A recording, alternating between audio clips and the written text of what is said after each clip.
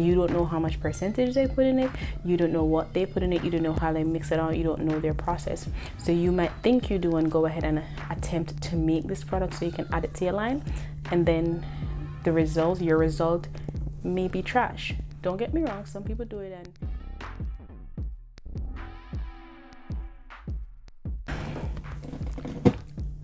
another mistake a lot of us make as newcomers is number 2, not testing products before you put them on the market.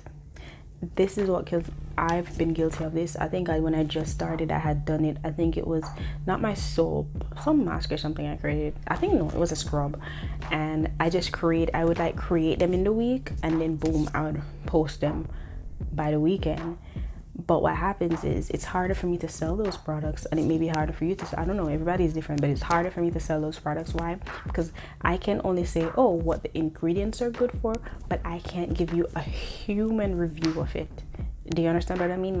Like for example, my body butters, I personally use them. Like I use them all the time. Like I use them all the time. So when I'm selling to a customer, because I do have I pop up at on Selden Market, and I have a customer in front of me, I can tell them how it feels. I can create a picture for them with my words because I've used the product, right? I can also tell them what it will do, what it does for me and what it does for maybe, my other customers, because I tested it out first.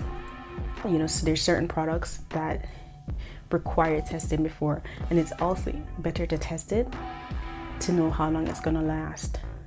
I know they have like different kits that you can use to test how long it's gonna last, but I like to physically test my products. Why? Because I want to use it in the bathroom. When we're starting the line, not even just skincare, well, yeah, mostly homemade skincare business, we know we're gonna start the line, and sometimes we don't even decipher on what we really want to sell. Let me explain. You come in, like I just started with, the body butters, right? And then we start with a body butter, but because you weren't as clear as where you want your run to go or what products you may want to add or anything like that, now you're on your social media scrolling through and seeing other companies make certain products. And when you see that product, you assume that, hey, maybe I should add this type of product to my line just because, people want it. Then you go ahead and not only that, you add the product to your line and you want to make it exactly like the next company, that is impossible. You cannot make someone else's product just by looking at it and looking at the ingredients, because you might make it, you don't know how much percentage they put in it, you don't know what they put in it, you don't know how they mix it out, you don't know their process. So you might think you do and go ahead and attempt to make this product so you can add it to your line, and then your result may be trash. Don't get me wrong, some people do it and it's good, still not the other company's product, but it turns out okay. But for the most part, someone else might do it and it just might be trash. And it's trash not because you never do your research properly. It's trash because you're still trying to do someone else things. You're trying to steal someone else's idea. You're trying to mimic someone else's product, and that's not going to work. You know what I'm saying? So it makes sense that you just be creative. I thought the best thing we can do, be creative. And this goes back to testing your product. Test your thing out. You feel me? Another mistake we make as small or micro businesses is incorrectly pricing our products. As a result, we don't make enough profit, or we don't have enough money to cover our expenses or anything of that sort. What I noticed is that even if we use the calculator, you may have used the calculator that's available out there to learn how to price your products, and when you do use the calculator, the price that you're coming up with is way higher than the market price, or higher because the cost of your ingredients, the amount of time that you're using to make the product, because you are taking longer because you are new, and also the cost of your supplies, etc. You know what I'm saying? So your overhead, when you put in all of that, it might seem like a lot because you're not making like larger quantities. So we tend to like, okay, let's see what this person is charging, and we try to work off of that. While this method may be suitable for some people, it might not be suitable for you. One thing that we need to take into consideration is that everyone buys their ingredients from different places. So the amount that you might be paying for your ingredients is probably different from someone else's. So taking their price may not cover your expenses and your overhead and everything. Also, you're making in smaller quantities. It's a different price. Another thing is, yes, you can look at someone else's price and try to get like a grasp of what the market is charging, but we also have to understand that you're not that person. That's the main point here. You aren't that person. Now, we do understand in the beginning, we might not want to buy everything in bulk because, you know, you might change what you're making, you might change ingredients, X, Y, and Z, X, Y, and Z, right? So we start off like that, but for example, what I did was in the beginning I was charging like way less. Because of that, I was looking at market price and it wasn't working out. As a result, I ended up changing my price 3 times. Now I'm at the perfect price that I was like, I can see that's okay for me right now for the type of target audience I have. But going forward, the new stuff that I make, they are priced correctly at a higher price point and can cover, you know, inventory, stocks, expenses, all of that.